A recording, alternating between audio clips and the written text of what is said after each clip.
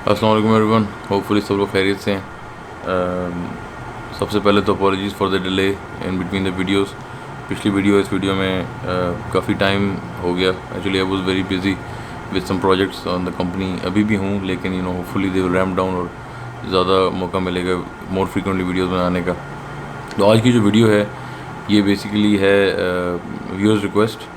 पहले भी काफ़ी मौक़ों पे इस तरह के सवाल आ चुके हैं, लेकिन एक हमारे व्यूअर हैं, उन्होंने काफ़ी डिटेल में क्वेश्चंस पूछे हैं। This is to do with this transition from an employer's perspective when you shift from UK to Pakistan for example, या फिर किसी फॉरेन कंट्री से पाकिस्तान जब आप शिफ्ट होते हो तो एम्प्लॉयर का क्या पर्सपेक्टिव है एक्सेट्रा। पहले भी मैं इस पर इनडायरेक्टली बात कर चुका हूँ, लेकिन अब ये सवाल काफ़ी डायरेक्ट थे, तो आई थॉट कि एक वीडियो बनाते हैं जिस पे ना इनकी आंसर करने की कोशिश करेंगे। तो I go through the question and answer them one by one. पहला क्वेश्चन जो है ये है कि जी firstly how did you speak और अप्रोच योर मैनेजर।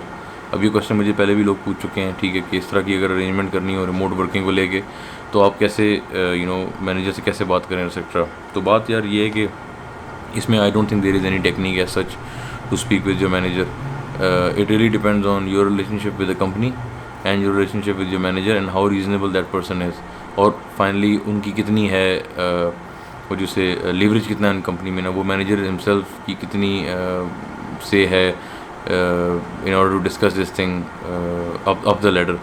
तो उसमें ये है कि मेरे केस में जैसे आप लोगों को मैंने बताया था कि एक तो 1-1.5 साल से ये कोविड की सिचुएशन चल रही थी, तो मैं घर से ही काम कर रहा था, ठीक है। और उसके अलावा मेरी अम्मी जो है वो यहाँ पे मेरी बहन के साथ थी, और मेरी बहन का जिस तरह मुझे था मोस्ट लाइकली इस year she might get married, ठीक है, बिकॉज वो अभी यूनिवर्सिटी से ग्रेजुएट हुई है, और इस पे नॉर्मली इस एज में रिश्ता वगैरह हो जाता है।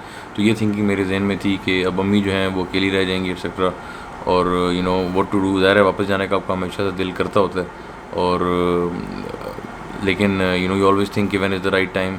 मेरे केस में भी ये था कि सिटीजनशिप वगैरह हो चुकी थी, बच्चे जो हैं वो भी बड़े हो रहे थे, और उनकी भी मतलब उनकी वजह से भी एक तरह से बाउंड हो रहा था मल्टीपल रीजंस की वजह से। एक तो ये कि छुट्टी जो मिलती थी वापस वो अब उनके स्कूल के इर्द गिर्द होती थी, यानी कि जब उनके स्कूल को छुट्टी होगी हफ्ते 2 हफ्ते की, तभी आप पाकिस्तान आ सकते हो। और उसके अलावा टिकट्स भी बड़े महंगे हो जाते हैं, राइट। उस पीक पीरियड होता है। पहले तो ये था ना, जब बच्चे नहीं थे या छोटे थे, कि आप साल में 3 वीक्स के लिए आ जाते थे खुद ही, वंस ईयर। तो अभी ये था कि कोविड की वजह से नहीं आ सके, प्लस ये कि बच्चे भी बड़े हो रहे थे। फिर कल्चरली भी ये क्वेश्चन होता है कि उनको वहाँ रेस करना है, यहाँ रेस करना है। दोनों कंट्रीज़ के अपने फ़ायदे नुकसान है, वो खैर एक टॉपिक अलग है।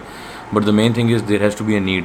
मेरे केस में नीड बड़ी क्लियर बन रही थी कि मैं वापस आऊँ, और अम्मी का मेरा वीज़ा लगा हुआ था मल्टीपल यूके का, लेकिन आपको पता है कि यूके के जो रूल्स हैं वो लोग बहुत फैमिली लॉज के तो बिल्कुल फेवर में नहीं है। पेरेंट्स की जहाँ तक सवाल है, you can't bring your parents across just like that, you have to really show quite a bit कि उनकी डिपेंडेंसी है। और फिर in that case they argue कि जी आप अगर आप इतना वो यहाँ ना अफोर्ड कर सकते हैं तो आप पाकिस्तान में केयर नहीं अफोर्ड कर सकते। तो इस तरह की बातें हैं। तो पॉइंट वॉज कि I had to decide something, तो पहले रीज़न होना चाहिए, राइट। तो रीज़न एक स्ट्रॉन्ग बन गया था ये। फिर ये था कि मैं अपनी कंपनी में मेरी पोजीशन जो है वो भी काफ़ी एक अच्छे लेवल पे थी। I was heading a department, और सबसे बड़ी बात मेरा जो मैनेजर है वो बहुत ज़्यादा रीज़नेबल इंसान है। और मतलब मैंने कम देखे हैं इस तरह के बंदे, purely data based fact based बात होती है, कोई पॉलिटिक्स नहीं होती। तो मैंने जब पहली बार अपने मैनेजर को अप्रोच किया तो यही बैकग्राउंड के तहत अप्रोच किया कि ऐसे ऐसे ज़रूरत है। शुरू से मैं वहीं पे बॉर्न एंड रेज हुआ हूँ, और अभी ये है कि कोविड की वजह से 1 साल से घर में ही काम कर रहे हैं, तो रिमोट वर्किंग अगर हो रही है तो क्यों ना वहाँ जाके पाकिस्तान से कंटिन्यू किया जाए और मैं शिफ्ट हो जाऊँ। तो उसका जो पहला रिएक्शन था वो ये था कि कुछ चेंज तो होगा नहीं, राइट। मतलब नथिंग चेंजेस रियली। तो दैट वाज रियली ग्रेट हम दोनों के लिए ना। इट वाज लाइक ओके, मतलब एग्रीमेंट वहीं पे हो गई कि ज़ाहिर है बिकॉज ऑफ द फैक्ट कि मैं 1 साल से घर में ही काम कर रहा था, everything was going fine. In fact हम लोगों की जो सेक्टर है आईटी सेक्टर या जनरल भी ये बात है कि प्रोडक्टिविटी बढ़ गई थी कोविड में ना, घर से काम करके लोग ज़्यादा खुश थे। तो इस वजह से इनिशियल एग्रीमेंट तो वहीं पे हो गया था कि ठीक है कोई मसला नहीं है। हम दोनों की अंडरस्टैंडिंग ये थी कि बस it will just be like a shift of location, everything else will remain. However this brings me to the second question कि एचआर ने किस तरह डील की इस चीज़ को, राइट। अब शुरू में जब मेरी अंडरस्टैंडिंग हुई मेरे मैनेजर के साथ तो वो तो ठीक था, नवंबर में बात हुई एंड एवरीथिंग वाज गुड। फिर आहिस्ता आहिस्ता जब एचआर इन्वॉल्व हुई, एचआर को बताया गया, तो एचआर ने हमें रियलाइज़ कराया कि नहीं, it's not that straight forward. मतलब मेरी अंडरस्टैंडिंग और मैनेजर की यही थी कि बस हम पाकिस्तान से काम करेंगे, पे वगैरह यूके में आएगी, सब कुछ उधर ही होगा, आप यहाँ पे बस अपना कंटिन्यू करो। लेकिन इफेक्टिवली जब एचआर ने ये बात सुनी, उन्होंने फिर कहा कि नहीं ऐसा नहीं होता, बिकॉज आप बेसिकली जब किसी कंट्री में 6 महीने से ज़्यादा रहते हो तो आप उस कंट्री की रेजिडेंट बन जाते हो फॉर टैक्स रीजंस। इस केस में वो बात ये ऐसे है कि मैं पाकिस्तान आके जब रहूँगा, because I was moving for good, तो 6 महीने से ज़्यादा पाकिस्तान में रहूँगा किसी कैलेंडर ईयर में, राइट, तो I have to be a Pakistani resident for tax purposes.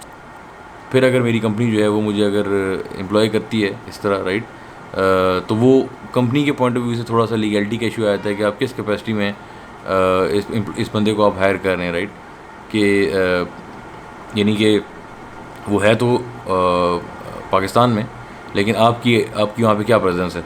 तो that led to 3 different methods by which I can work for my company. Method number 1 was working via expat payroll.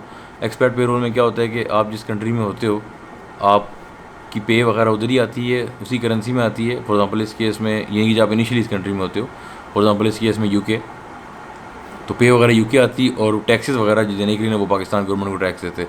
तो उसे कहते हैं shadow payroll, कि पाकिस्तान में भी एक payroll है, यूके में भी पेरोल है, यूके की पेरोल मुझे टैक्स काट के नेट अमाउंट यूके में देगी और टैक्स पाकिस्तान के मुताबिक काट के, और पाकिस्तान की पेरोल गवर्नमेंट ऑफ पाकिस्तान को टैक्स देगी, ठीक है।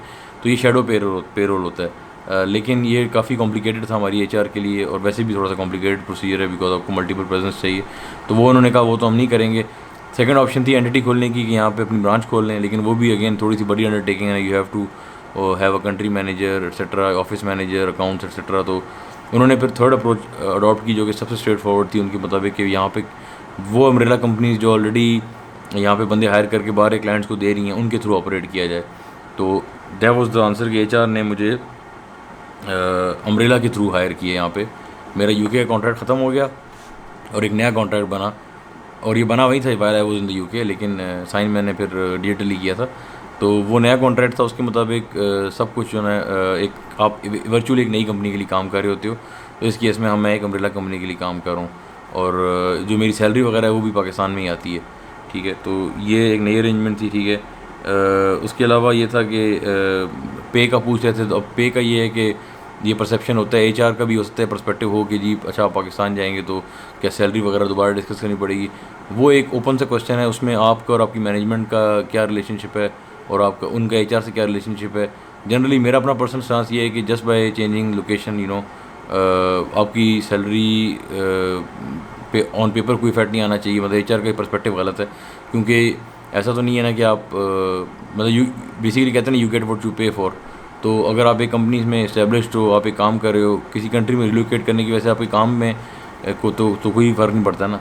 वो जो पर्सपेक्टिव है कि जी आप किसी और कंट्री में हो तो वहाँ की पे कम होगी, वो इस तरह ट्रू है कि जनरली बाहर क्लाइंट से पाकिस्तान से या इंडिया से या बांग्लादेश से लोग हायर करते हैं, तो जनरली वो hire in the first place एक मेंटेनेंस लेवल चीज़ों के लिए करते हैं, या फिर एक लिमिटेड रिस्पॉन्सिबिलिटी देते हैं, राइट।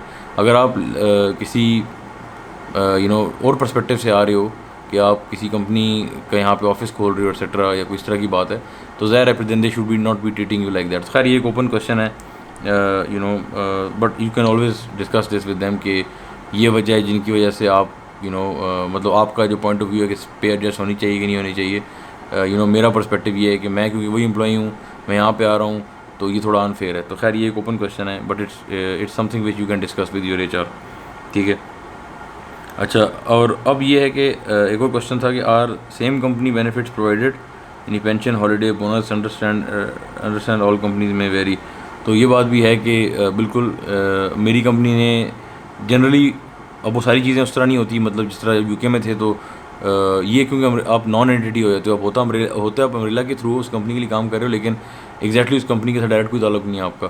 तो जो यूके के मेरे कोलीग्स हैं जो वहाँ के एम्प्लॉइज़ थे, उनको वही ईयरली यू नो उनका जो साइकिल होता है वो वैसे ही चल रहा है, पे राइज वगैरह भी, और यू नो रिव्यू जिसे कहते हैं यूके कंपनी में होता है, परफॉर्मेंस रिव्यू एक्सेट्रा।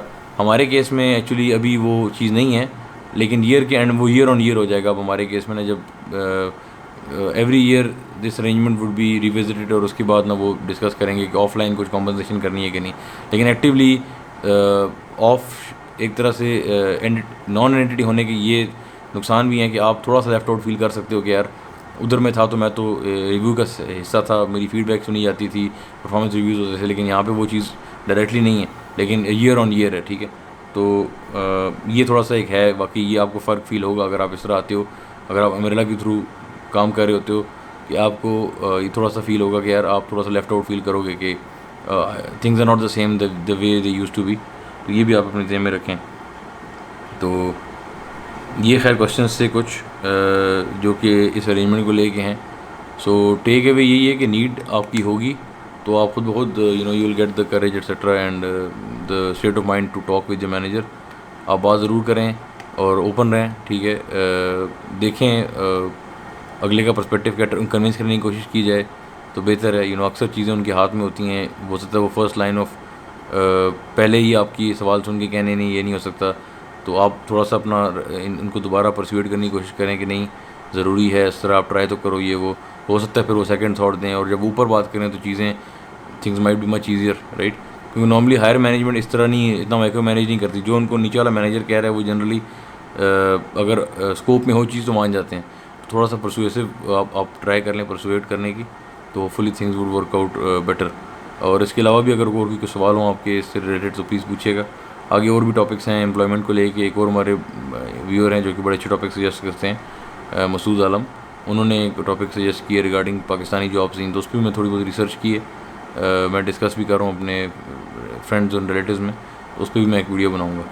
तो अंटिल नेक्स्ट टाइम आप सब लोग अपना ख्याल रखना। अल्लाह हाफिज़।